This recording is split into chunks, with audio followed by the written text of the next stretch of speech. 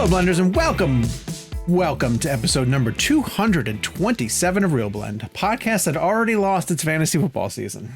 Imagine that. On this week's show, House of the Dragons has premiered, and we're going to go back to Westeros to discuss the return of Game of Thrones. The Invitation is hitting theaters this weekend, and because of that, we have director Jessica Thompson joining the show to discuss. Hello, Blenders. I'm Sean O'Connell, the managing editor here at Cinema Blend, and joined, as always, by Jake Hamilton, a Fox 32 in Chicago, who's a little under the weather. Hi, Jakey. How are you? Hey, buddy. I'm good. How are you? I'm good. You sound fine. I thought you were going to sound rough. No, I mean, it's all throat and head stuff, and it's not COVID. I've taken, at this point, literally 5 different tests, so I'm not riddled with COVID or anything. I just feel terrible. And had you just have an actual like a sore throat. Yeah, sore throat and headache, and I know that's the thing. We forget that people do have the capacity to get sick outside of COVID. But not feeling great, but I'm in it. And though I got to say, whatever horrible throat ripping soreness I'm feeling or axe splitting my head does not compare to the betrayal that I felt of you leaving my fantasy football league this year. Yeah, I can't tell you how much of a relief it is to not care about fantasy football. Maybe I'm just going to take a season off. Like, I do kind of enjoy playing it, but the last year I was in 2 leagues. One of them was with you and your friends. Mm-hmm. And I realized that it ruins the joy of like watching a football game. See, that's so interesting because I feel the opposite. I feel like it makes me care about games that I otherwise wouldn't care about. Oh, it's the only way I'll watch the Chicago Bears and care. You know, I'll have one guy on the. You're the only one that watches the Chicago Bears and cares. Gabe Kovach, the producer, sitting in for Kevin. But here's what I'm saying, though. On a Sunday night, I'll end up staying up late to cheer on a tight end that I don't care about. That's great. That's fun. See, I think that's I think that's fantastic. No, because then if it doesn't go my way, I'm mad, and then I'm mad because of someone on the Cardinals, and it's just stupid. That's so interesting. Okay, so I just need a break. You're missed. You're missed. Well, thank you for. I wish you luck. Good luck to your team, and good luck to Gabe. I'm sure you're playing as well too, right? I haven't drafted yet, but I imagine neither have we. Yeah.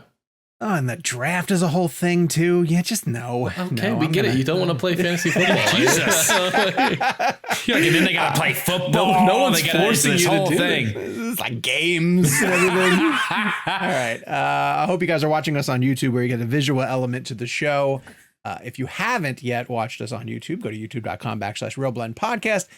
Give us a like and a subscribe. We're always trying to grow the army over that way, and from people who tune in on Friday mornings when that show drops. And then additionally, on Mondays, if you guys want extra ReelBlend, sign up for ReelBlend Premium, which gives you an ad-free version of the show, a newsletter. I'm writing a newsletter this week. And then, of course, the new shows that drop on Mondays. And this week is going to be a mailbag, I'm pretty sure. Is that right, Gabe? Mail time. Mailbag. Is that trademark? Can I say it's mail time? Yeah. Sure, you can say that. Why not? It's time so check for mail. Surely that'll clear. It's time for mail. Yeah, that'll clear. That's all good. Well, Jake's got a song that goes with it, so I got a song for everything. Musical rights as well cleared for that. Gabe is gonna love the fact that I'm like sucking on cough drops the entire time while recording it. Yeah. That's so great for the audio. No, it sounds good. It sounds really good. No difference. It's like some ASMR type thing going on there. Whatever you're up to. Maybe that'll grow the audience even more. I don't know. This is all of a sudden our ratings skyrocket for this episode. This has been an unusual time for horror. We had a pretty good summer in terms of Black Phone and Nope. Jake has been talking about Barbarian, which is going to be coming, I believe, next week. Prey obviously was on. Prey was on. I think it's 2 weeks. Barbarian, I think it's 2 weeks from now. Barbarian is 2 weeks from now. Okay. I believe so, yeah. God, I cannot wait for us to talk about that. We'll figure out how we're going to talk about it. It's going to be a difficult one. And then this week, Sony has a movie called The Invitation, which is coming to theaters. And we got a chance to sit down with director Jessica Thompson to talk about her approach to the film. So let's throw right to it. This is Jessica Thompson joining the ReelBlend podcast to talk about her new horror film, The Invitation. One of the things I really like the most about the script for The Invitation is that early on, it brings up all of the red flag issues that we would have with the premise while we're watching it, where we're like, you can't go on that trip. or the minute you get there, like text your friend kind of thing. And it tackles those things head on. So what were the conversations like about addressing those very real issues of like catfishing in 2022? Yeah, absolutely. I mean, the thing is that Evie is, someone who's looking for connection. She's a lonely person living in New York. She's just lost her mom. She has no family left.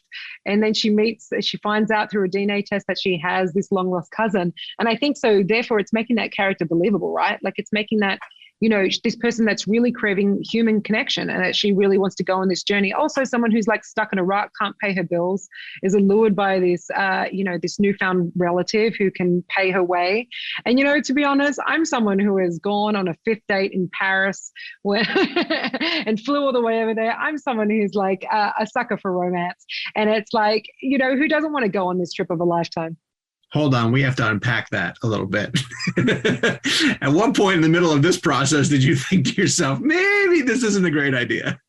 No, absolutely. I'm still with the guy. We're married. Hey, there you go. So, yeah, we met in New York, and then we decided to fly to Paris. So, I mean, isn't that what people want? People want love. People want romance, right? Okay, so that's why there's a strong romantic current going through this horror film. Oh, yeah. Don't get me wrong. I love all kinds of films. I'm genre agnostic. Well, I want to go into that because I was curious if horror was a genre that you wanted to sort of specialize in, or if this was a one-off project that you just were interested in the concept.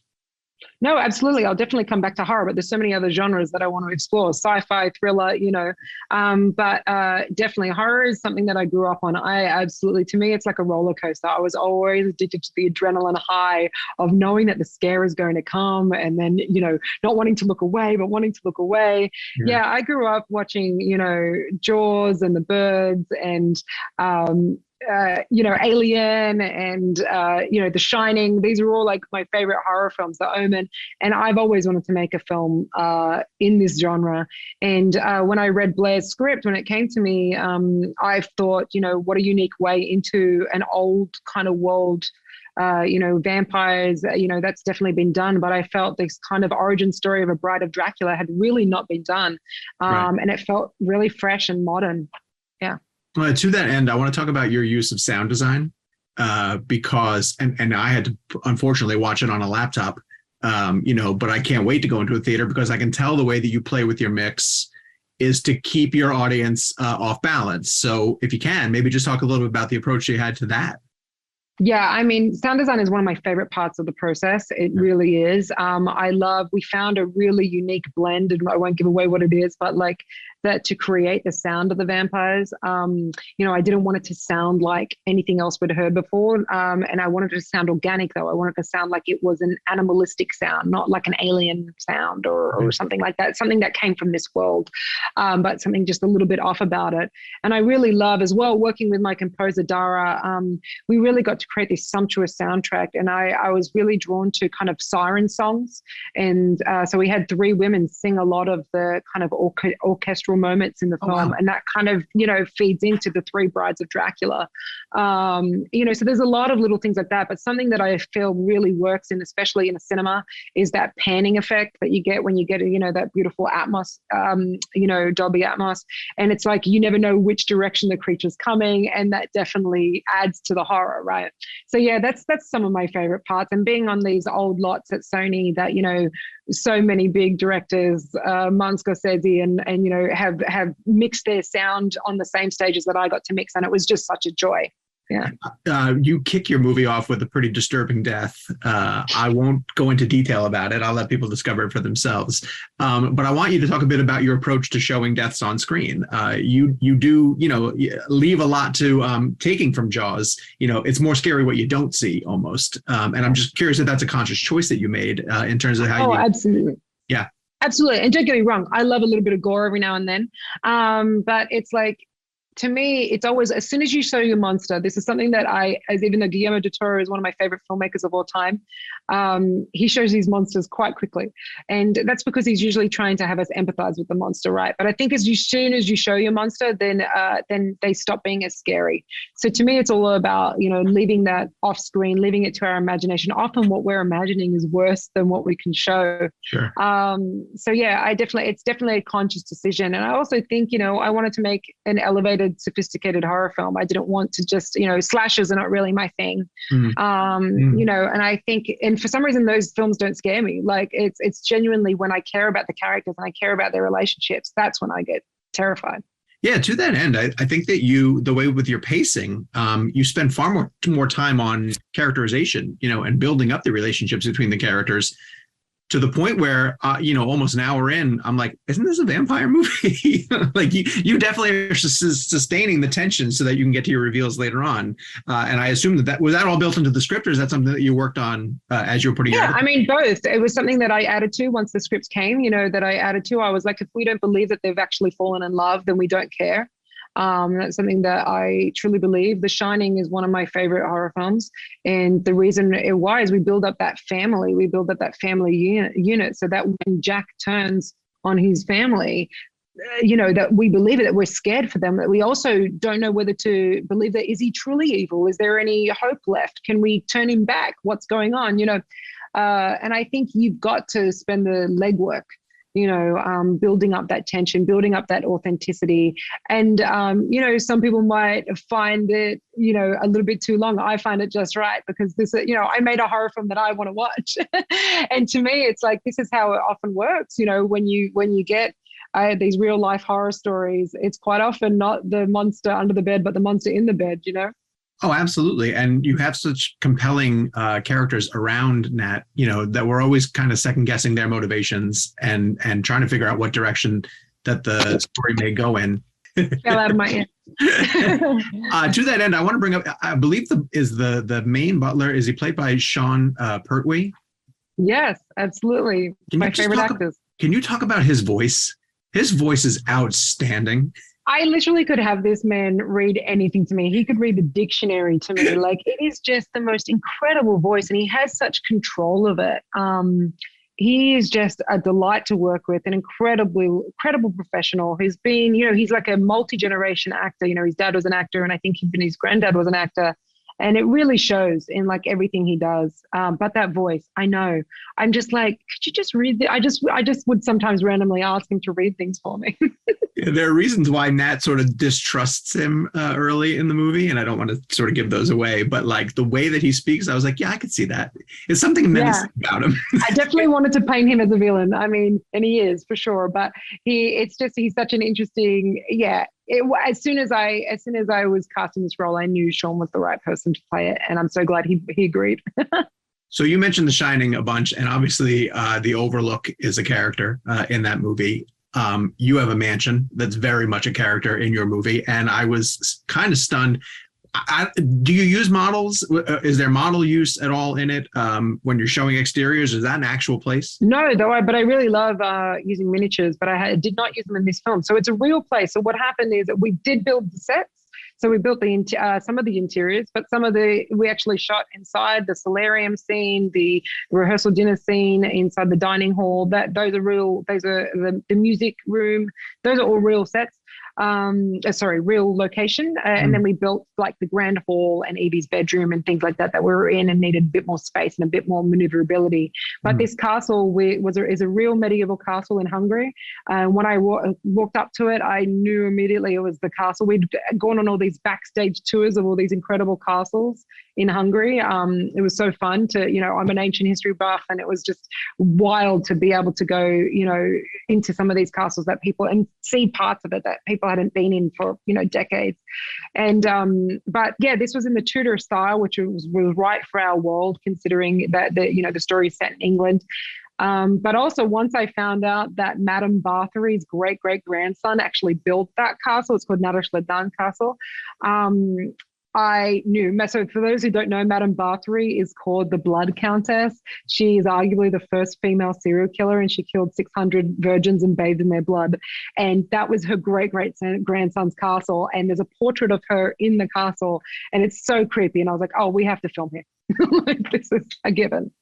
I want you to sort of expand on the ability to sort of step into this existing history, to find these locations that actually do exist. Because what I think is an important selling point of this movie is that you do feel like you're walking into sort of a Victorian horror film. So maybe talk about like concerns you might have had of being able to build the sets that really bring to life what's on the page, but then finding these castles, that you can really use as locations.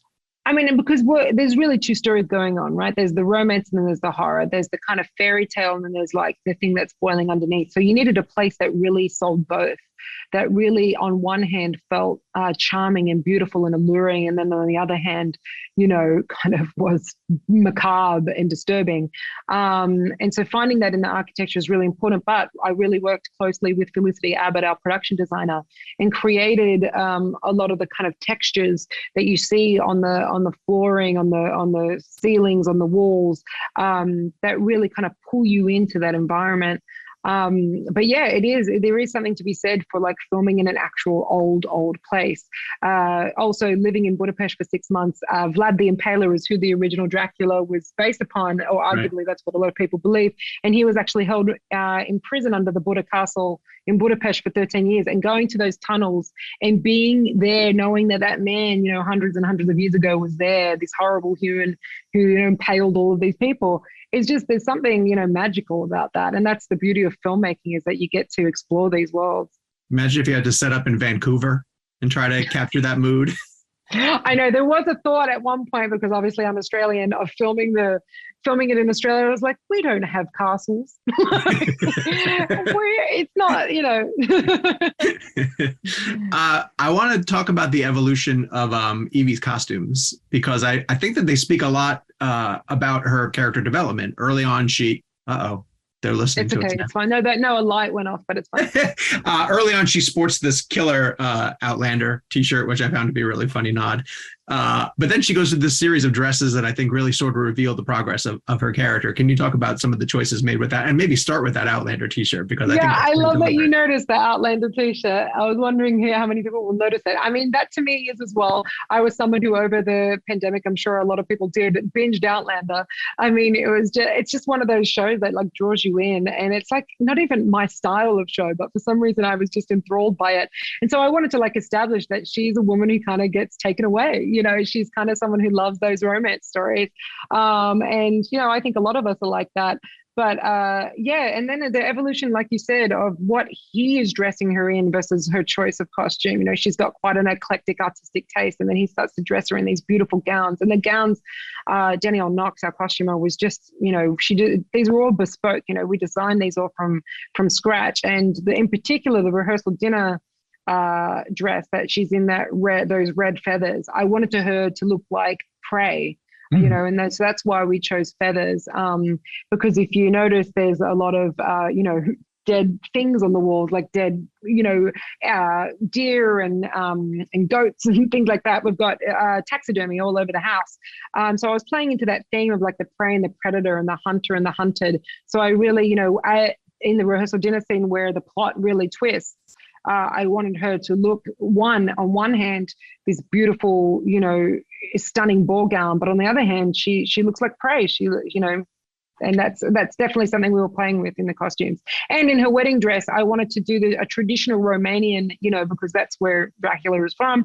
So I wanted to do a traditional Romanian outfit, but then modernize it. And so that's why it's got the backless back, but it's got the traditional, that's all traditional embroidery.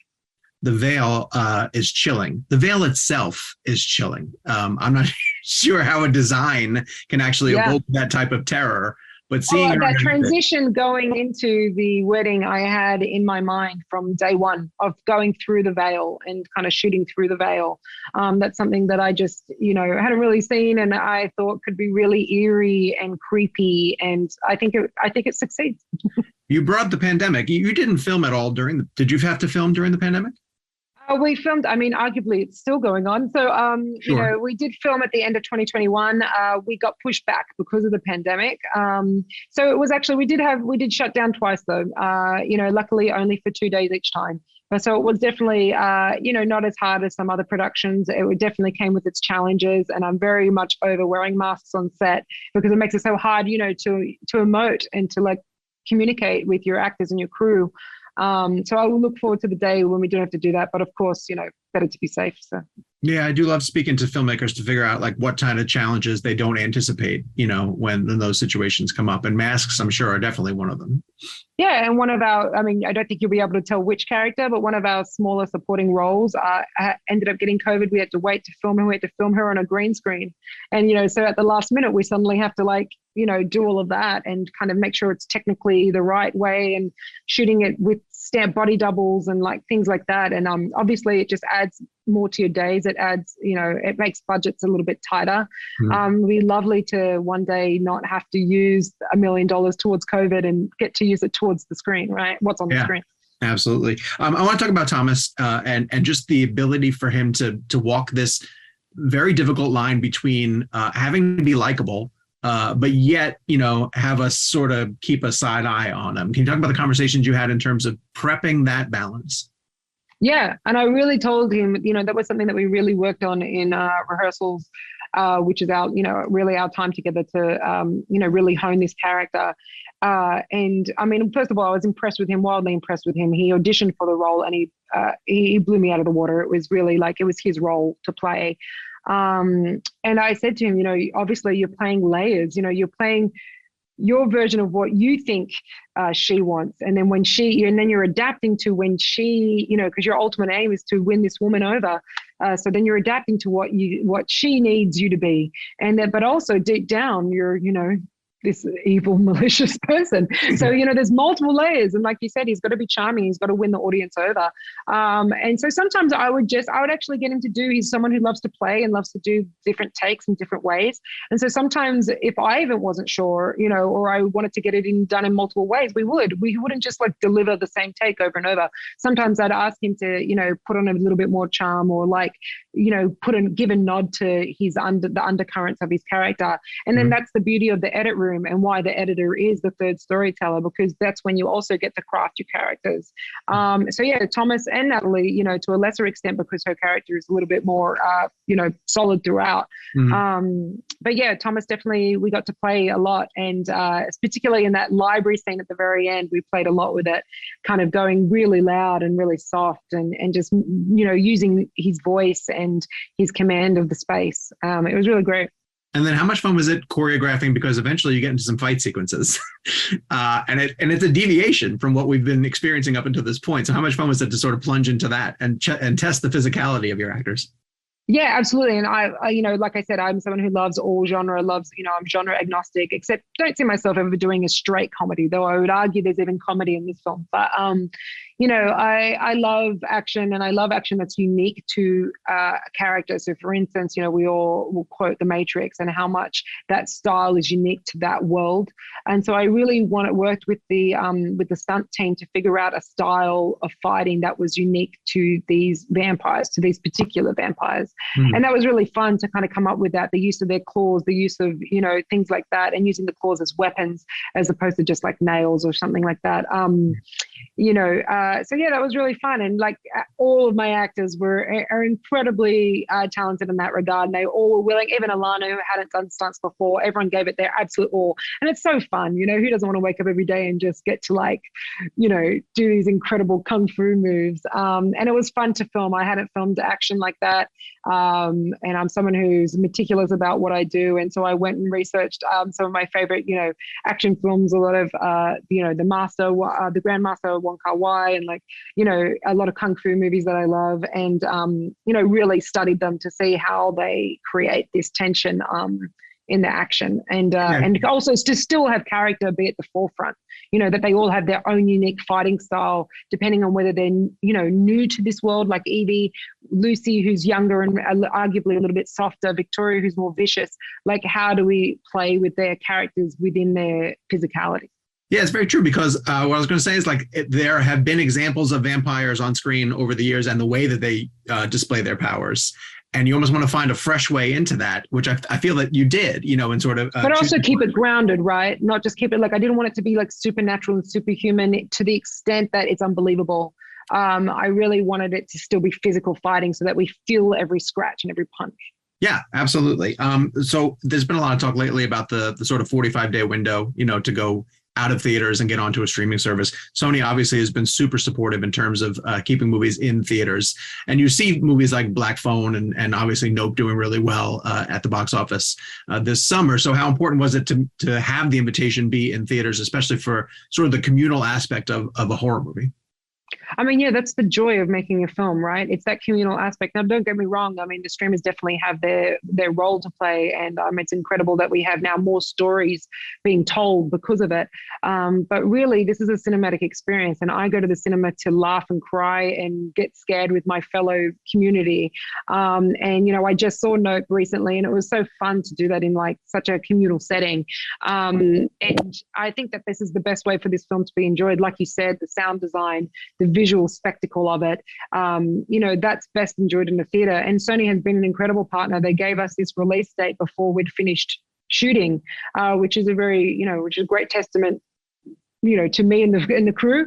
And it was something that I'm very proud about. To have your film wide released around the world, to be opening up in my hometown in Sydney, Australia, on the same day that I'm opening up in America. That's just what a joy. That's what filmmakers live for. What will you do opening weekend? I mean, Sony's going to put on a little party, but I think I'm going to fly my mum out from Australia and just revel in the fact that I made a studio film and that I'm proud of it and that I think the film is sensational. And and then maybe try not to look at reviews that are good. Look at the good reviews. Jessica, thank you so much for your time. I really appreciate it. Thanks, Sean. Thanks so much. All right, talk soon. We want to thank Jessica Thompson for coming by the show and talking about her new film, The Invitation, which we're going to be discussing later on in the show in great detail. And thank you to our friends at Sony for hooking that interview up. So a review is forthcoming. Before we get into the meat of the show, well, I guess this is the meat of the show. We want to talk about the House of the Dragon premiere, which had good numbers on HBO Max. Yeah, fantastic, to show that the interest in the Game of Thrones franchise and Westeros is still pretty strong, despite the fact that, people like to kick around the final season of Game of Thrones, which I think is unfair. I mean, I really do think that there's good things in the final season of Game of Thrones. As a culmination to where it was going, I think it was perfectly satisfying. And so, but getting into this new show, so the first episode was on Sunday. I don't know how many episodes are in the season. Do you? I looked it up. According to Google, it's 10. Whether or not that's, but a majority of the Game of Thrones seasons, particularly the early ones, were 10. Okay, got it. I think that's HBO's usual order. Yeah. What I'm curious about, though, is I don't know if you remember with Game of Thrones, usually 9 was the big one. Mm-hmm. And then 10 was always kind of like the epilogue and the setup for the next season. So I'm curious if they're going to have that same sort of structure. Well, and I guess I'll say up front that we're not going to really get into spoilers here. How many have you seen? Just the one. Same. They gave us access to it for the junket, and they only gave us access to the first one. Well, I didn't do it, but I still got the link to watch it. So I didn't get the junket. But if you don't want to know anything about House of the Dragon, owner of the dog Daenerys, didn't get the Game of Thrones junket? I know. Surprised you didn't guilt your way into that. Here's it. I really thought that was going to help my case. And this is how naive I am about this industry. When contacting HBO about the junket, I sent them a picture of Daenerys, and I was like, "This is my dog, and her name's Daenerys." And I really thought that was going to help. It did not at all. Well, as you found out, the opening card, they were like, "We actually never want to talk about Daenerys. Nothing to do with Daenerys. We don't want to talk about Daenerys." That was really funny in that opening card. For people who might not have seen it, they basically lay out the timeline in a opening credits sort of deal, and make it very, very clear that this takes place 172 years before Daenerys comes around. They basically had like a neon arrow pointing not about Daenerys. But there are a lot of moments when you're watching this initial episode where, because it is Westeros and it's is it King's Landing? Is that King's Landing, the area? There are a lot of familiar locations and places that characters are walking through that you're reminded that, there's a rich history to this show. And I had no problems. It was really funny. You were telling me in text, Jake, that you were trying to make connections to the existing characters or the families that have been introduced already to this. I didn't have that problem at all. Right off the bat, I was able to you just didn't have that problem, or you just didn't care. It's not that I didn't care. I think I just accepted the fact that this takes place so far ahead that I was just okay to get into whatever because they established right off the bat that there's a king who has been put into place, and we're a couple of years into his run. Paddy Considine, who I didn't recognize. I spent the entire episode being like, who is that? Yeah. Who is that? And then saw his name in the credits, and I was like, oh, that's great. But I fell into it right away. And I got invested into it in the way that I was into Game of Thrones, in that I'm already trying to figure out the political, machinations of who's going to be manipulating who. And I thought that it got off to a really great start. I also thought maybe they were kind of responding to the everything looks too dark in a few of our episodes, because this is like sun-drenched dragons flying through the sky, like right off the bat. And I thought all the money, it's interesting because I had just watched the Lord of the Rings episodes on Amazon, and we'll talk about those when we're able to. And while these are similar, I thought that House of the Dragon showed its budget more, if it has a higher. Really? Although I think that's interesting. The Lord of the Rings has a pretty high budget. They just look different, and House of the Dragon looks a little bit more authentic, if that makes sense. I thought it looked fantastic, and I thought the story was. Well, I feel like Westeros is always, because especially since they shoot all around Europe, like Westeros looks like a very tangible, real world, as opposed to the world of Middle Earth tends to, short of like the New Zealand vast vistas that they shot in, a lot of aspects of Middle Earth tend to need to be CGI in a way. Okay. But Westeros has always, to me, felt very sort of lived in, and felt like like you could walk around, Malta at any point and like turn a corner and you're at a place where they shot Game of Thrones or Milan or whatever the case may be. Very true. But I also was reminded pretty early on in the episode that like, oh yeah, this is really violent. Game of Thrones is a really violent series, because this one gets, and especially it's a lot of it through Matt Smith, who seems to be like, he's going to be a really fascinating character. And I'm intrigued to see where they go with this. Did you also enjoy the first step into this world? Yeah, I really liked it. It felt in both a good and a bad way, I would say, very familiar. There was very much like going back into King's Landing, an element of like, oh, that's like, welcome back, we're here. Like it felt really cool. Even I think there was a beautiful sweeping shot over King's Landing, and there was a moment where I was like, oh, like we're back in this place. But did you think like, oh, this is all going to get burned to the ground one day? Oh, I did, because that went through my mind. So there is an element of. And in the same way, it's kind of how I felt going into like the Star Wars prequels, where it's like, it is kind of a bummer that like we know what's going to happen. Like we don't know. So I guess the big mystery is more so how and not like what. Because we're so far out, like 172 years, a lot of stuff has to happen before we get to the events of the fact that they're already worried about the White Walkers, I thought was interesting, even though it doesn't happen for another 172 years. There are some aspects of the story that felt familiar, in that I just hope that we don't like, the king feels a bit on the weaker side, like a little bit of a Robert Baratheon. And there are just a lot of elements where it's like, okay, I hope we don't go down those paths again. Like we've been like the story needs to be shaken up a little bit, and it can't just be a story of Succession, because we literally already have an HBO show called Succession that does that very well. So I'm super into it. I thought it did a great job. And granted, it's just the pilot, like most shows do not have themselves figured out by the time we do the pilot. So I'm super into it. I think it looks great, feels great, sounds great. The score is always just when it comes to the Game of Thrones series. I think all the casting is fantastic, but it's very much a like, okay, we're back in, feels good, sounds good, feels familiar, but you got to give me something I've never seen before, because as of now, this just feels like Game of Thrones. Yeah, I can see that. Didn't we read something recently that they at least have an idea of what the ending of this is? Did you read that?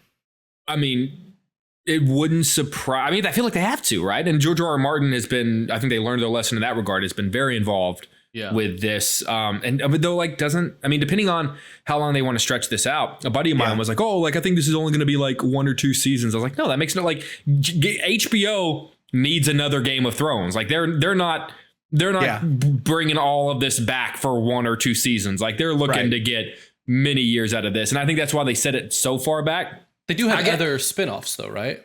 So yeah, maybe, well, they're doing the Jon Snow prequel series, which in a way is interesting because like if you start thinking of it in terms of like a television trilogy, Game of Thrones is like the middle chapter in a weird way. The Jon Snow stuff is a sequel though, right? Not a prequel. It's a sequel. Yeah, it's a sequel to what happened in Game of Thrones. Okay, that's what I thought. Oh, okay, gotcha. So yeah, I'd be curious to see where this ends up going. Funny enough, you were talking about the Rings of Power. The showrunners of Rings of Power told me that they already know what the final shot of the show is going to be. That's interesting. Which in my mind, it has to be. Naturally, of course, they wouldn't tell me what it was. But like, don't you think the last shot of Rings of Power has to be Bilbo's hand going into, not Bilbo, Smeagol's hand going into the water and grabbing the ring, and then that would be like the last shot. That would make sense. And then just have it sort of bridge into. It kind of reminds me of, and I actually am a big defender of this movie. I love Red Dragon. The Silence of the Lambs prequel. And do you remember that like it ends with Lecter being back in the cell? Right. And that really mean warden being like there's a young woman here from the FBI who wants to see you, and then Lecter's like, "What's her name?" And it cuts to black. I always love that. I thought that was great. That's pretty cool. So cool. I think that'd be kind of cool if they did something like that. Rings of Power is next week, right? September 2nd. September 2nd. First 2 episodes. Yes. First 2 episodes. First 2. They're gonna drop the first 2. Which are going to be available to see on the big screen on August 31st. Cinemark's going to play them on the big screen. Yeah, which I will say, and Sean, you've seen them. I like whenever I was watching them on my TV, my thought went to like, damn, I wish I could see this on the big screen. To me, it feels like a big screen show. It really does. I'm curious to see how that and how Game of Thrones and a Lord of the Rings series kind of going head to head with their seasons happening at the because they're premiering 2 episodes, so it's almost like they premiered this week. Like whatever, I don't know how many episodes Lord of the Rings is, but they're going to be. I think their seasons are going to be exactly that far along as they're going. Oh, I think you're right. I think. Let me see. If Rings is 8 and they're dropping the first 2 on week 1, does that mean that their finales are going to be? No, because if they're dropping the first 2 on week 1, it means that each series is going to have 2 episodes out next weekend.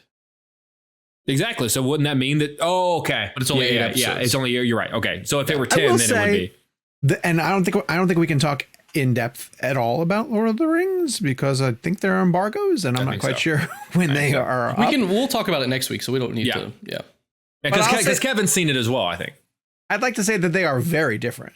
Oh, 100%. But it's an embarrassment of riches for fantasy fans right now.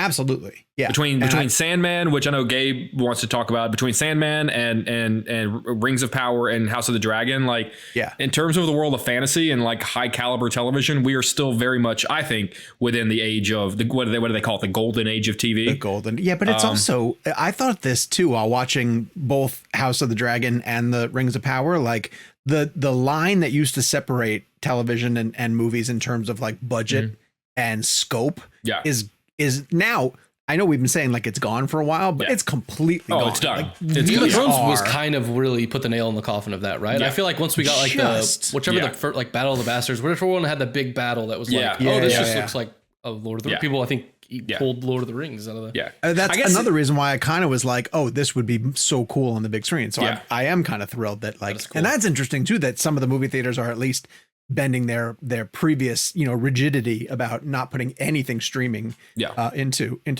theaters. I know that it's Cinemark and it's not like a Regal AMC situation, but still, if there's one near you and you have the opportunity to and you feel safe enough doing it, you have the chance to go see new Tolkien in the theater, which is pretty exciting. Gabe, you want to talk about The Sandman, which I don't even know, is it on Netflix? It's on Netflix. So I have not seen The House of the Dragon yet. We're recording this on Tuesday because I spent my weekend binging The Sandman. I saw some of our listeners reaching out asking us to discuss. So I'm not going to. How's Thomas Hayden Church? Is it good? He's great. He's great. It was they repurposed every single one of his lines from the movie and then just put them into different context. Awesome.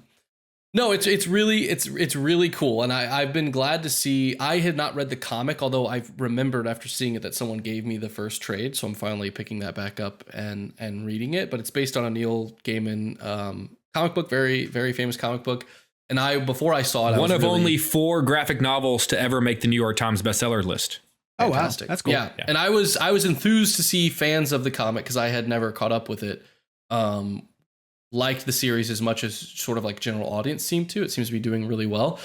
And I highly recommend it. I really enjoyed it. It was super bingeable. Like I said, I spent my weekend sort of chewing it over. And the pitch that I gave Jake, because he had seen the first episode and he just hadn't committed to going back to it, was how it's really okay with being very dark. It has like, and the Stephen King was the pull that I had when I referenced it for Jake, because it has that sort of tone. There's one episode 5, if you're familiar with the series. It's not, I don't want to give it the typical, you know how Netflix series always has like, there's like the one episode that's completely separate, you know. This is sort of that episode for the Netflix series, but it is fantastic. And I think it earns its place in the series at large. But it's, you know, this one episode barely has the main characters in it. It has one guy that's sort of a piece of the story.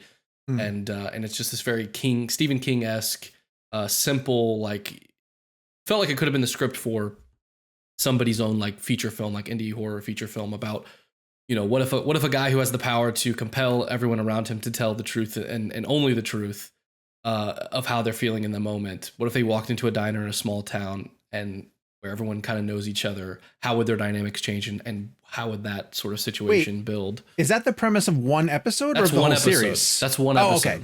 That's what I'm saying. Like the series for me, it has this brilliant sort of ability. It's not an anthology and it's not a monster of the week, but within it has this really great cadence of sort of letting you drop into these singular stories that sort of progress the through line, but just builds the world out about like how colorful and dark and wild the world can be. The series itself follows this character called Morpheus or Dream or the Lord of Dreams, the King of the Dreaming. And it's a fantasy story that's basically set in our world, but it's what if sort of destiny, despair, death, and dreams were personified as sort of gods. They're called the Endless. And the whole series, this whole first season, does a really good job of sort of trickling the mechanics of the world and the rules of the world out to you as you go, which I thought was really great. Like even like the last scene of the final episode, some of the dialogue reveals things that sort of still keeping you guessing about how the machinations of everything works, which is really exciting and has you excited for what's to come next, because you don't totally know how these gods interact and why they are the way they are. But the central story follows Dream, who basically, when we fall asleep, we go to his world, his realm, which is the dream world. And he sort of is in charge of our dreams, of creating dreams and nightmares and how that affects humanity. And the series is sort of him rebuilding that after it's destroyed. And it's pretty awesome. I'm ignorant on Neil Gaiman, who I know that people kind of love. Is this primarily what he's known for, or does he have other properties? American Gods is pretty he's known for, him too? I would say he's extremely prolific. I'm slowly sort of going through his work, and I've been loving it. There's a lot that I would say he's American Gods is one. This is American the other Gods one. Is honestly probably one of the top 5 novels I've ever read in my entire life. It's just a phenomenal book. Yeah, and I would say this is up there as one of his more notable works that and definitely more popular works that people know. But it's great. He's a great world builder, and I think has a really interesting way that he approaches sort of character and story. It feels very grounded. It's fantasy, but it feels very grounded. And then it's just sort of like moments of whimsy that just kind of take you to another world. So it's cool. All right. Well, before we move out of the what we're loving on streaming, I just want to mention that Michelle and I are late to The Staircase. Sure. But we started watching that, and Colin Firth is incredible. Is he up for awards? Did that time pass? I think he and she were nominated. Toni Collette? Yes. Or to me, Toni Collette is the MVP of. I mean, particularly because we get so many different variations of quote unquote the truth. Yeah. But my God, that's without getting too much into it. Now, did you ever see the Netflix documentary that they talk about? No. Okay, no, this is what we were curious about. So Michelle and I are through 4 episodes at this point right now. And for people who have no clue, the main characters over the course of this trial are being followed by a documentary crew. Yeah. And we're trying not to research too much because we really don't want to know where the show is going, which is weird because this took place in North Carolina, but it took place in Durham. So Durham's like, I was wondering if you're familiar with that story. I was familiar with the story only because it was in the headlines around here kind of thing. Gabe says that Toni Collette and Colin Firth were both nominated and absolutely needed to be. They were incredible. And this whole cast is loaded with incredible people like Sophie Turner, Michael Stuhlbarg, and Michael Stuhlbarg might be one of the most underappreciated actors working today. Like that man amazing. is amazing. Genuinely one of the best. How great is Parker Posey in this? I didn't even realize like it's one of those things where like it's Parker Posey, but she's so completely different than she. She's phenomenal. And then the girl who plays Priscilla Presley in the Baz Luhrmann movie. Yes. Yep. Is the other daughter who sort of defects. It's great. It's a really fascinating story, and I'm really curious to see where it's going to go. Yeah. Because it goes in directions that you don't think it should go. Yeah. Well, that's what I was saying. Expect. Like, we just finished episode 4. There are 8 total, and when we got to the end of 4, there was like closure, a sort of closure, and Michelle would turn to me. She's like, "Is that it? Like, is that the end of it?" And I was like, "No, I think there's like another whole half of the story to go." So I'll be curious to see where it's going to go. I was wrong. Okay, so I thought that Michael Peterson, who Colin Firth plays, had a situation in one of his books that a character died by falling down the stairs. Is that not the case at all? Did I make that up completely? I don't, because he is a writer. Yes, he is a writer. I don't remember that. Okay, I thought that was. It's been a while since it's been a few months since I saw the series. Okay, well, it's great, and if you have HBO Max, I would highly recommend. Yeah, before they take it away. If you like true crime, no shit, stuff, right? We better finish those 4 episodes before they just yank it up there. Did you guys see that? Someone posted. When are they going to change the name to HBO Minimum? Someone posted that a shot of from Infinity War of everyone dusting, and they said that this is HBO Max right now, and it's all their titles just like disappearing. Did you guys notice how that teaser that they released like yesterday or whatever? It felt very much timed around all this news about things dropping. They were like, "We've got a ton of stuff still coming." Yeah, but there are a lot of things in there that people thought were being canceled. Like Titans was still in there, and like Doom Patrol was still in there. So you know what I love is that they're taking stuff off, but Kevin Smith's Tusk made it back onto HBO Max somehow. I like Tusk. And it's filmed in Charlotte, North Carolina. Kevin Smith just told me minutes ago that he's planning on doing a Tusk 2. No, he's not. Very good. And then I talked to Justin Long a few minutes later, and I was like, "Dude, Kevin Smith just told me you guys are doing Tusk 2," and he was like, "What the hell? He just texted me that. I thought that was supposed to be a secret." He's not. He's doing Mallrats 2, and then I said, and then we did one of my favorite jokes. This is like Tusk with like the James Cameron. He goes, "Yeah, it's gonna be Tusk with an S, and then it's gonna be a dollar sign. It's gonna be Tusks with a dollar sign." Beautiful. I think that's the greatest story in the world. I love that. A joke never gets old. We'll see what happens. And we're gonna. Clerks 3 is coming to theaters. I'm gonna mute all of that. The complaints, I already see them in my inbox. Clerks 3 is gonna be coming to theaters very, very soon, and we hope to maybe get Kevin Smith on the show. So I'll tease that out without. We were in his home. Yes, you never know. And he talked extensively about that. It's not that he wouldn't want to. My interview and Kevin's interview. It's that you never know when things fall through. And also, if you haven't heard, Kevin's bringing Clerks 3 around on a roadshow tour, and he announced a bunch of dates. And so if he's coming to a town near you, you should go see that. Did he go to Charlotte already? No, he's going to be coming. And it is a weekend when I'm going to be out of town. Oh, no. Seeing a band who I love playing. Hootie and the Blowfish? That's right. I do love some. I do love Hootie and the Blowfish. Yeah, Hootie. I mean, don't rip Hootie. There's nothing wrong with that. I love Hootie. Yeah, it's great. I don't think they play live anymore. They are from South Carolina, though. They went to the University of South Carolina. They're super big around here. Like Darius Rucker, who's now a country star. It's basically like hearing Hootie. Yeah, essentially. Yeah. And you were at the Grand Ole Opry too. He didn't end up going, but I didn't realize he was supposed to be there. Okay. I didn't realize it was my first time seeing a country show at the Grand Ole Opry. I've been to the Grand Ole Opry before, but for other things. I didn't realize. I kind of equate going to the Grand Ole Opry is like getting a pack of baseball cards where you sort of open it and you kind of are flipping through and you don't really know everybody. And then all of a sudden you get like a King Griffey Jr. So, we sat down and didn't know who was going to be performing. And it was like a couple of like up and comers, like all very talented. Like if you're on the stage of Grand Ole Opry, obviously you're good at what you do. Sure. So very talented. Yeah. So a couple of people you don't know. And then all of a sudden like Carrie Underwood walks out for like 4 songs. Okay. And she sings 4 songs and then goes back. And then a couple of people come out that like you don't know, and then like Trace Adkins comes out and sings, a couple. Like it was really cool. Like you didn't really know. It was 4 of her songs, or 4 of her like songs, country staples. 4 of her songs. Okay, gotcha. It was cool, but I didn't realize that it was kind of like I always thought it like Grand Ole Opry was like one person comes out and it's their stage for the night, but it's a pretty eclectic mix. I know this is not on the schedule of things to talk about, but I thought that was very interesting. I do kind of love hearing about the exploits of the ReelBlend guys when they head out into the field, because Jake gets to do some really cool stuff as well too. I sent the boys a picture of, because I was doing some interviews with the Opry over the weekend, and I was hoping that you guys would focus on the fact that like my boots were in the frame. I did admire your boots. No, or as they're referred to, shit kickers. Yes. That's what they're referred Gabe, to. you've heard that expression. I've heard that expression, but I don't think a man who lives in the third biggest city in the country has shit kickers on his feet.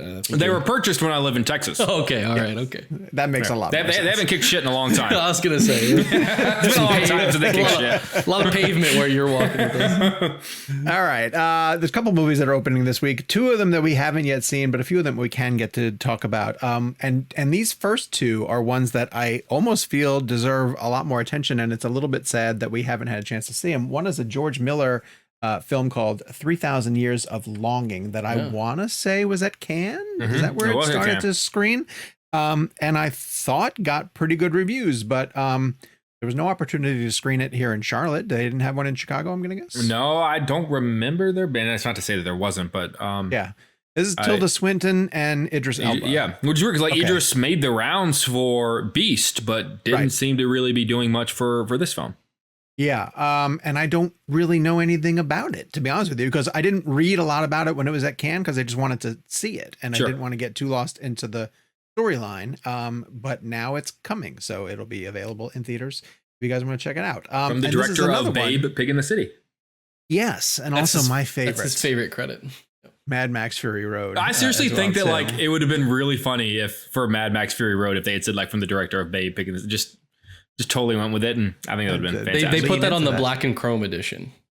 Wait, or did they really? No, I figured shit, that would be really cool. That'd be fantastic.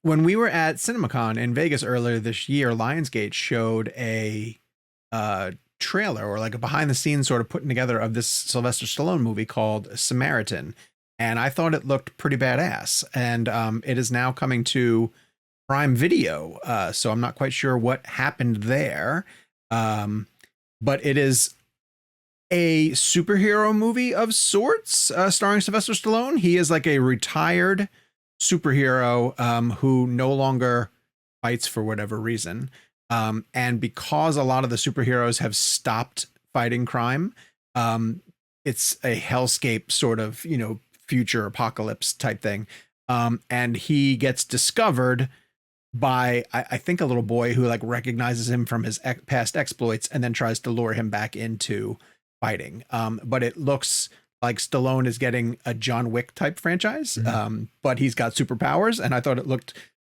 really interesting and intriguing. And so I was looking forward to getting a chance to check it out before it came out, and I even pushed to get the director on the show. And but instead, Samaritan's going to Prime Video. So check it out when it lands on Friday and see what happened there. John Boyega is in a film called Breaking that Jake got a chance to see. So, Jakey, what do people need to know about it?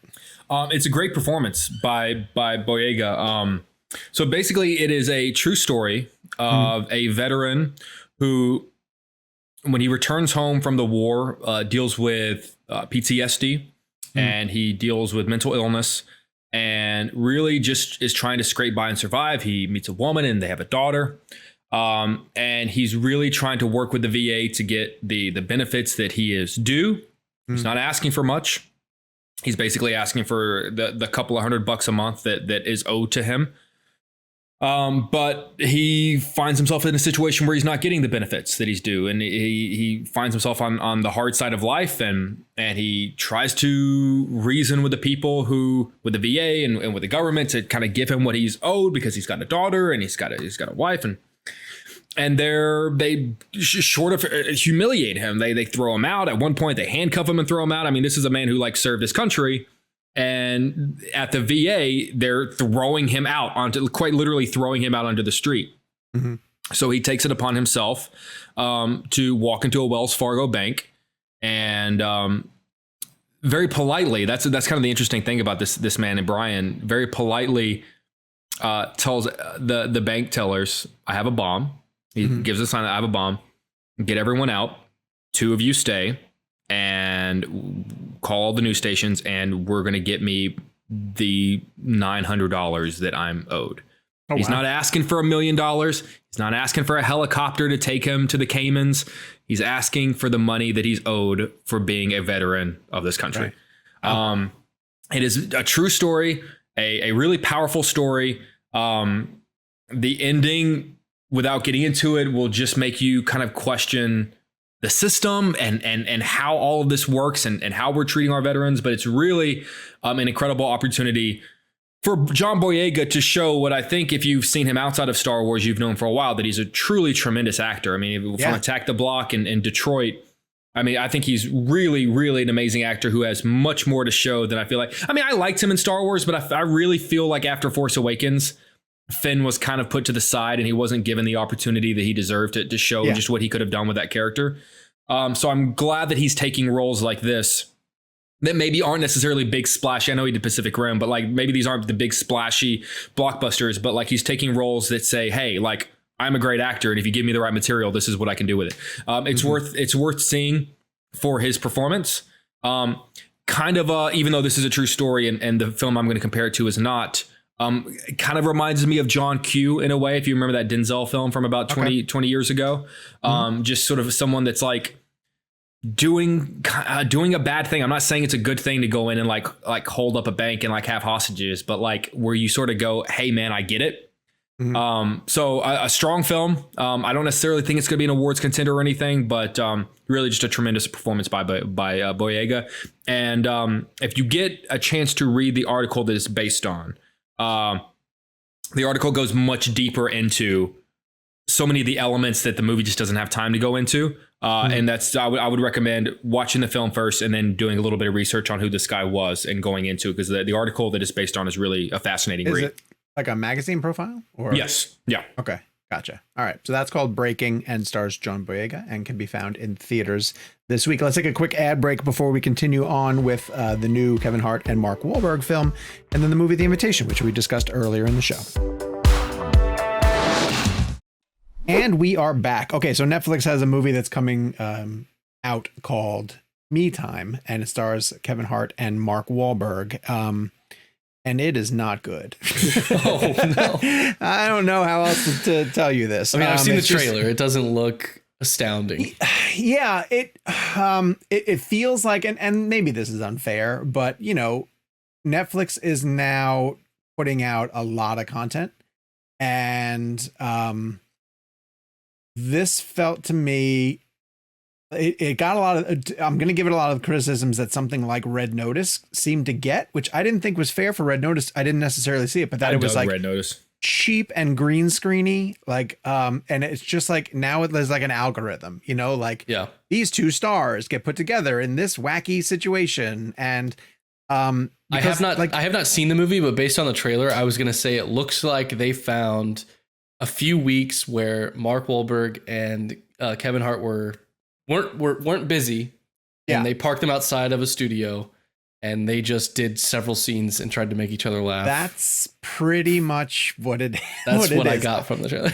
I mean, even like so to describe it, it's like Kevin Hart and Mark Wahlberg were best friends, and they would get together specifically for Mark Wahlberg's birthday and do some like blowout celebration stunt type thing. But Kevin Hart eventually got married to Regina King's character and had a family and became like a suburbanite type stay-at-home dad, whereas Mark Wahlberg kept going on and doing his things, and they grew apart. And then for one weekend, Regina King finally comes up with an excuse to say like, hey, I'm going to take the kids. You should just have some time at home and do your own thing. And it pairs Kevin Hart up with Mark Wahlberg for them to go out on these adventures. But it opens right off the bat with like a throwback to them where Mark Wahlberg is celebrating his 29th birthday. Does not look like he's celebrating his 29th birthday in the least bit at all, because he's 40. Netflix didn't dip into the Irishman budget. The Irishman money. No, not only that, because they're supposed to be doing this like a cliff diving type thing where they're wearing those suits that if you spread your arms out, they turn into parachutes.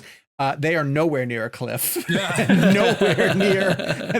They're not outdoors from the get-go, and so yeah, it just I don't know. It looked cheap, and it was never really funny, and it was everything seemed kind of forced, and I don't know. Look, this just feels like again.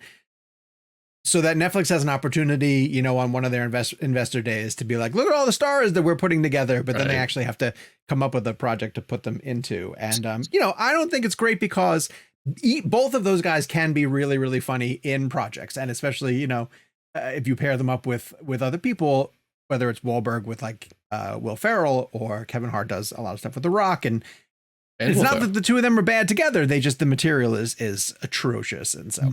Do you think that the actors these days would be more selective of the quality of their work if it was going to theaters? Yes, like 100%. I think they would look. I have not seen this film, but based on how you're describing it, they would probably look at the script and go, "Oh, it's not." Because when a movie bombs or doesn't do well, it kind of lingers over an actor's career, at least until like their next hit. As opposed to if they just put a movie out on streaming and whether it does well or not, like people see it, they talk about it, and then they move on to the next. It just doesn't. It doesn't leave the stench on their career like a theatrical bomb does. And so I feel like that's why so many of these big actors are willing to do lesser quality films if they're getting paid, because it just doesn't anchor down their career like a theatrical disappointment does. And to circle back, Sean, to you mentioned Red Notice. Red Notice had a good story. It sounds like this doesn't have a good story. Like it doesn't. No. Yeah. I mean, it just keeps making up stuff as it goes. But you know what? To go to Jake's point, it used to be that like comedians specifically would almost talk about like they'd get hell from their audience if they had to get a babysitter and go out to the theater, to go see your new movie, and the last two that you gave them stunk, you know.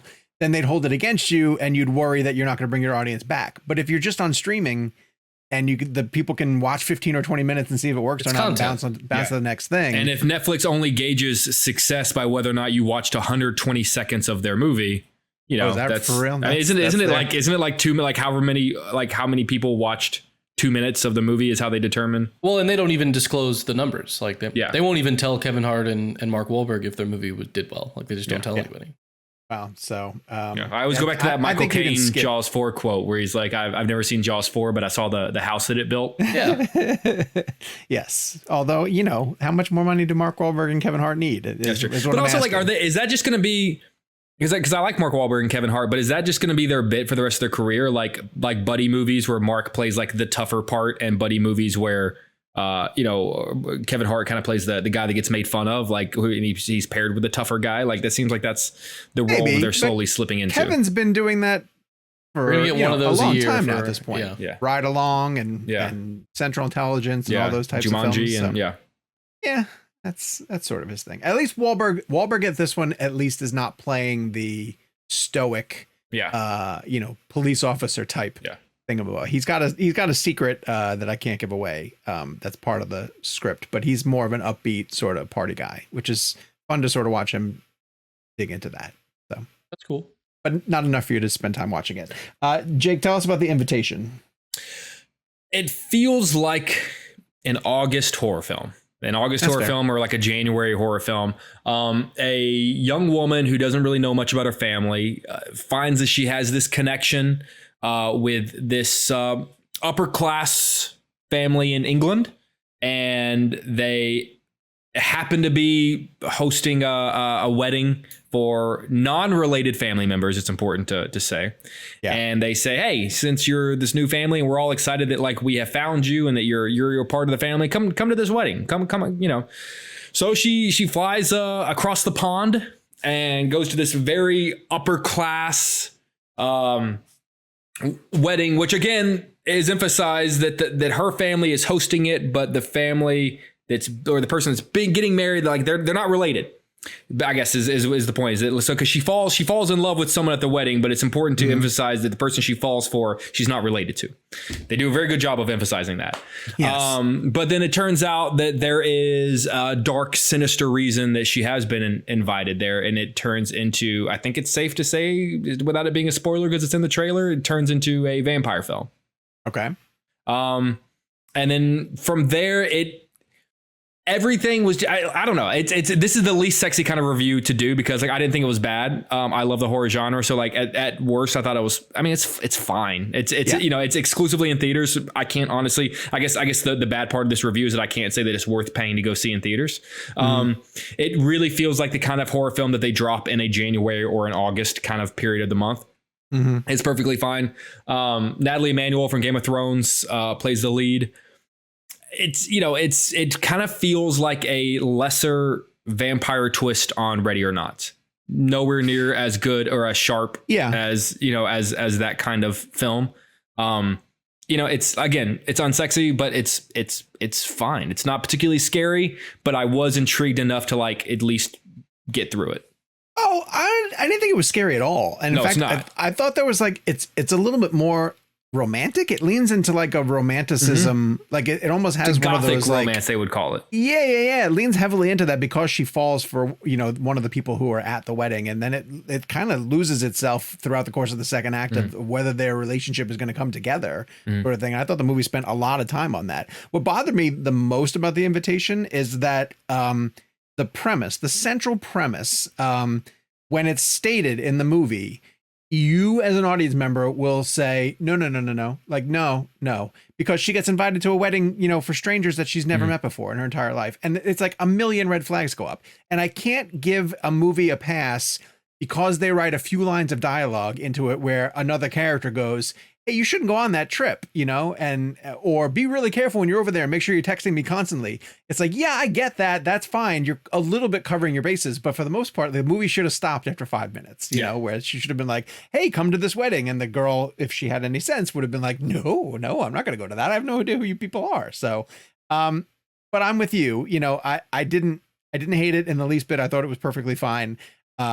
You're right in the fact that that vampire twist should not have been in the marketing. Yeah. It would have been great if they got people into the theaters not suspecting where it was supposed to go. Yeah. But I even thought it telegraphed all of that pretty early on. Yeah. So, I mean, without getting to spoilers, I cannot praise the trailer for Barbarian enough. And that you can watch the trailer for Barbarian 10 times. And I guarantee you won't have any idea what that movie is about.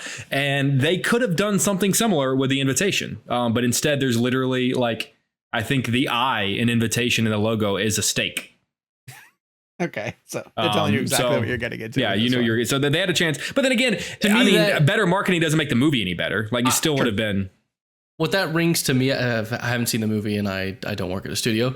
To me, that sounds like they probably wanted to not reveal that. And then they cut the movie together and it was just a meh movie. And they were like, we can't not, like, the only way we're going to get people is if we tell them put in the trailer that it's a vampire movie. And we just try to get people who are interested in watching vampire movies. Because this movie's makes sense. Yeah. I mean, then again, I think I want to say I've seen the trailer for From Dusk Till Dawn and it reveals that it's a vampire movie. But like at this point, that movie's old enough now. I'm pretty sure it does. At this point, it's old. It's an old enough movie that it's possible to come across people who haven't seen it and also are like so far removed from pop culture they haven't seen it. So that's a movie that, I mean, as we've talked about, if you can show that to people who have no idea that it's a vampire movie, cool. And when it turns, it's always such a great moment to watch people's reaction to that. All right, let's shift to our blend game this week, which is #music biopic blend. And Gabe, why did we choose this topic? Was there a reason? Elvis? It's a giveaway, baby. Oh, nice. See, what a good transition. So I'll just do the giveaway pitch now. If you're listening to this Friday morning, I don't pick these until around noon Central Time. Feel free to write in #music biopic blend. And we have 5 codes to give away triple pack of music biopic movies from the lovely folks at Movies Anywhere. So make sure you have access to Movies Anywhere when I reach out. And that includes Straight Outta Compton, unrated, Elvis, and Summer of Soul, our triple pack. Which Summer of Soul, not necessarily like a fictional biopic, but a wonderful documentary, underrated and overshadowed. Oscar winning.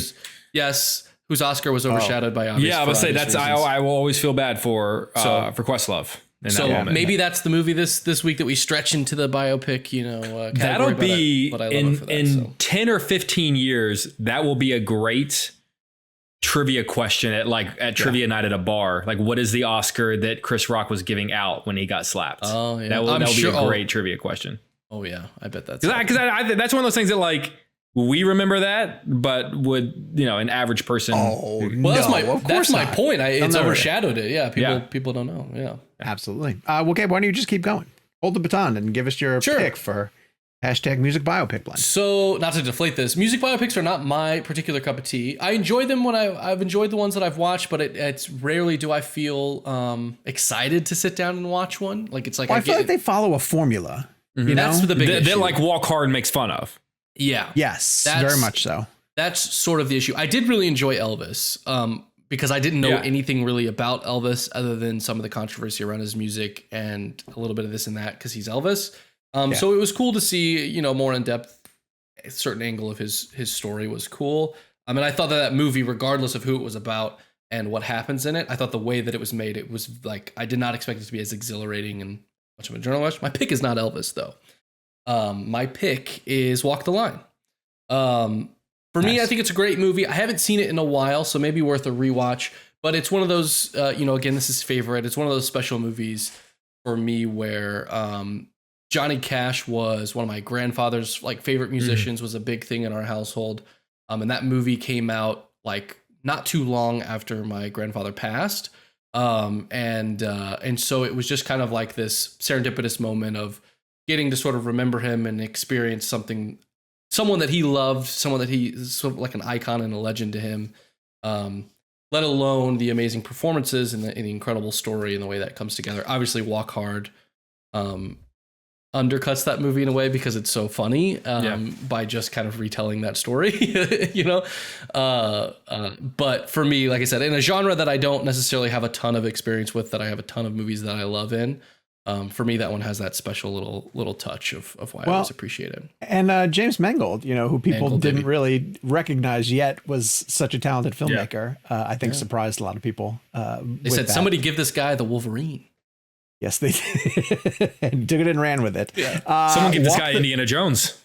Walk the Line was the movie that I saw. It was the first movie I saw at the Toronto Film Festival. Did you do that junket? On my very first trip up there, I did do that junket. Oh, what a junket. Were they paired or were they separate? Separate. They were separate. And I didn't get Mangold. I got Reese Witherspoon and I got Joaquin. And when I went I was up in Toronto to do the junket, and I went to Fox's suite and they sent me to a screening room because we were seeing it up there. And I went in, and the only other person who was in the screening room with me was Roger Ebert, which was very, very cool. Yeah, it was my first trip to Toronto, and I was so geeked to be up there. And then I walked into a screening room, and Roger Ebert was there. Did you talk to him? And no. And I just thought this is how things roll at the Toronto International. John walked in and said, "You son of a bitch, how you doing?" He's an empty theater. He sits right next to him. And then whenever he starts singing the Walk the Line song, he leans over to Roger and goes, "Let's walk the line." That's the name of the movie. This is what it's based on. That's why they called it this. I'm going with The Doors. Nice. Oliver Stone's film about Jim Morrison. And for this reason, for a couple of different reasons, obviously. Morrison and The Doors, when I was growing up, was one of those figures who was extremely fascinating because he died so young. He died at 27. There were conspiracies in a way that I think people believed a lot more back in the 80s, 90s kind of thing, that Morrison faked his own death or, was still alive kind of thing. What's that? So wasn't that around that time? Because what do they call that? Like the 26 Club? I'm butchering 27. This. Yeah, it's a club. It was him, Hendrix. It was a bunch of musicians, young musicians that all died. Janis Joplin, Buddy Holly. I think Buddy Holly might have died at 27. Which is sort of that. Yeah. When I was a teenager, Morrison seemed really old. Yeah, right. But 27 is ridiculous. And right around the time that The Doors came out, that the movie came out, is when I started to pay attention to filmmakers and the fact that certain people direct movies differently, and they turn out to be like these sort of epic stagings, and and that you can find a filmmaker or a director who's putting more love into a craft, and these movies are going to stand out for it. And it was because of scenes where in Miami, Morrison is getting arrested on the stage, for lewd gestures and stuff, and the crowd is going nuts, and Stone stages it that way. And I was like, oh God, this is really like I'm there. It's like they plunged you into it because, hey, breaking news, Oliver Stone is a really talented filmmaker.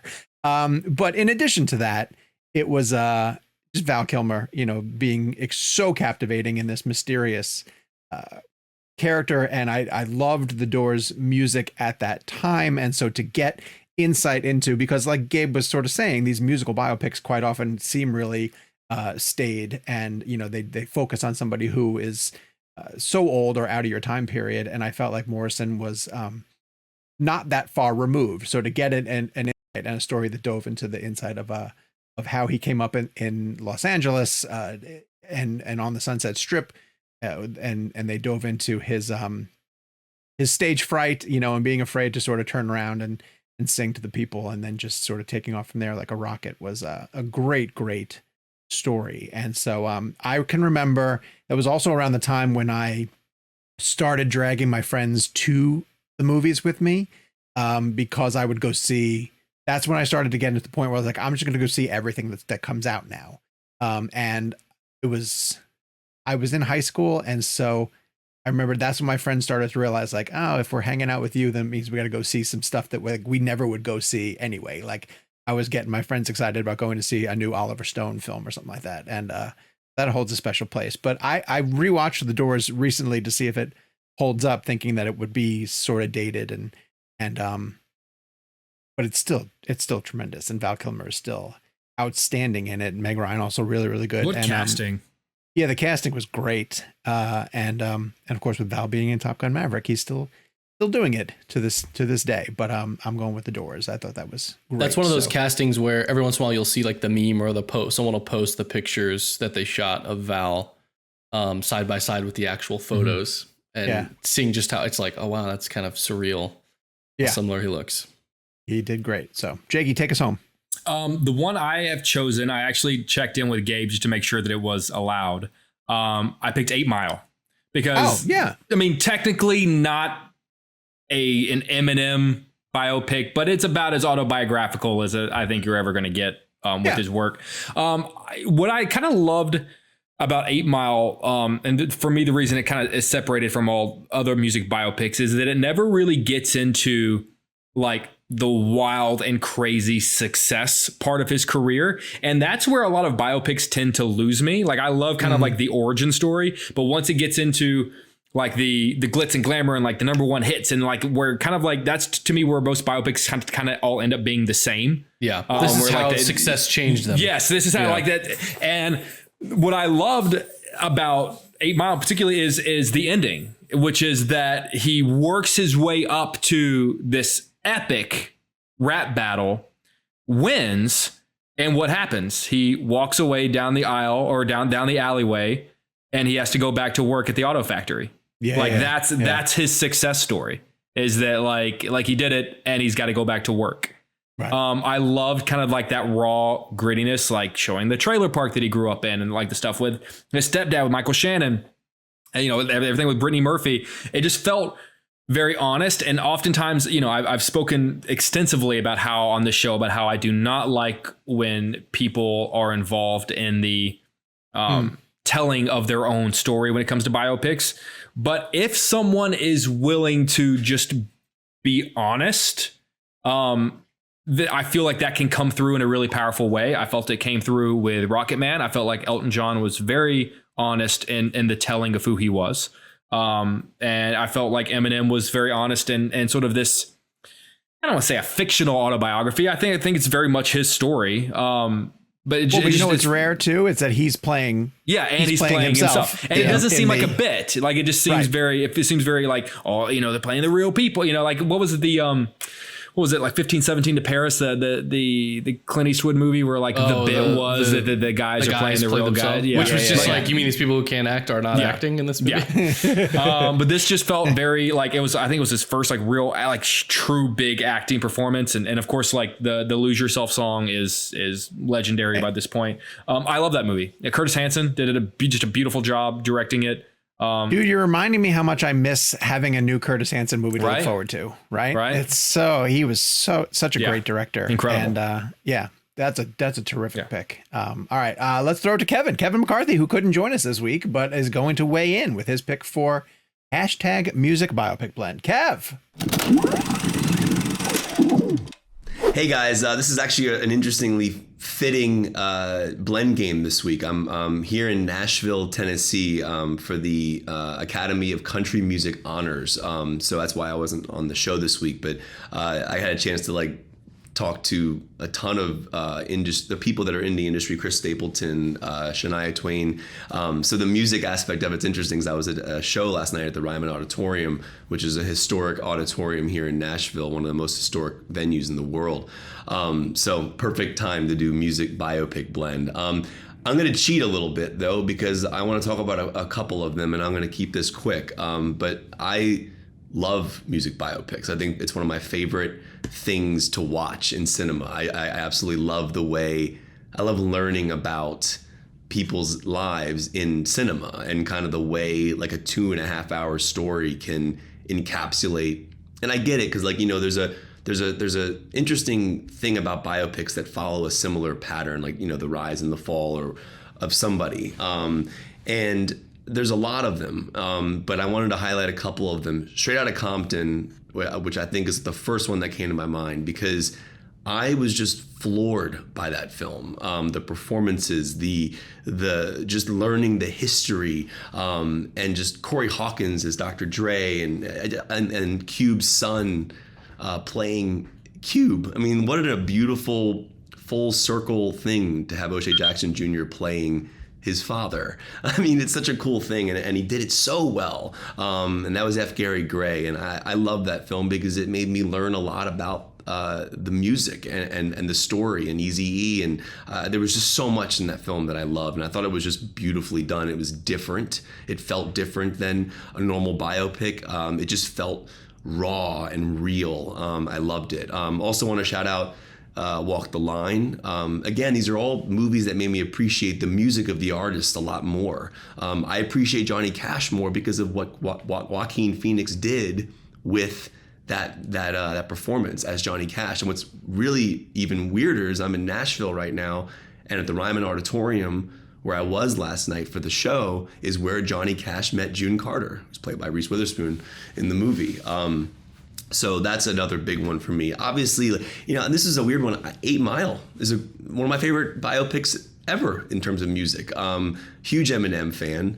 But that movie was so cool, and Curtis Hanson directed that. And I just love the battle rap scenes. I loved the songs that were for it.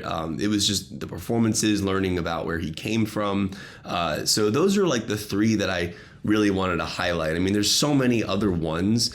And I know we talk on the show a lot about Rocket Man versus Bohemian Rhapsody. I'm more of a Bohemian Rhapsody fan in terms of the film, but overall those are the three I want to say. So I know I'm cheating a bit by giving a few of them, but just the nature of where I am right now in terms of music and what it means, I wanted to highlight a couple of them. So I miss you guys and I love you guys, and be back next week, and we have a huge If It Happens next week, so excited about that. See you guys.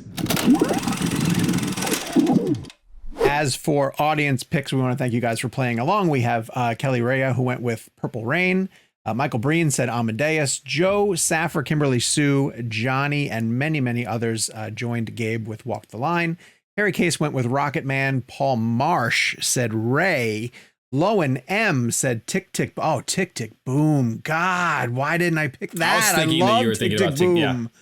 Oh my God, I totally forgot about it. And then Rusty said Elvis. The other one I wanted to throw in just for good measure is Love and Mercy. If people didn't see Love and Mercy recently, of course.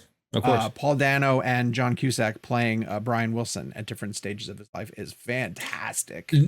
Not to like name drop, but I did this show so weird that we're doing this as a blend game, and based on an interview. I just interviewed Garth Brooks a few days ago and talked to him about the recent string of, because if you don't know, Garth Brooks is my favorite music artist of all time, and spoke with him about the recent string of music biopics, and he told me that his favorite is Ray, which I thought was interesting. He told me he did not like, he didn't say didn't like, but that he'd like to see a different Elvis movie because he felt that Baz Luhrmann's was too much about Colonel Tom Parker. He said that he said it was a little too much. He wanted more Elvis, which I actually liked that it was the old Tom Parker thing. It gave it its own thing. Yeah. So that's Garth Brooks' pick. Who does Garth want to play him in a musical biopic? Michael B. Jordan. And I said like I was like, yeah, because like him and Creed, it's like looking in a mirror. He's like, yeah, with the six pack and everything. It's to be fair, anyone should ask Michael B. Jordan to play them. That's in fair. Whatever movie. I would ask him too. I had the six pack. I swear to God, I had the six pack the whole time. I just picture, remember that shot of him in Creed where he's like banging on his chest and like the muscles are like I just picture like whenever they do the Gabe biopic, it's gonna be like him telling us to rap and like banging his chest like the muscles are absolutely shredded. Yeah.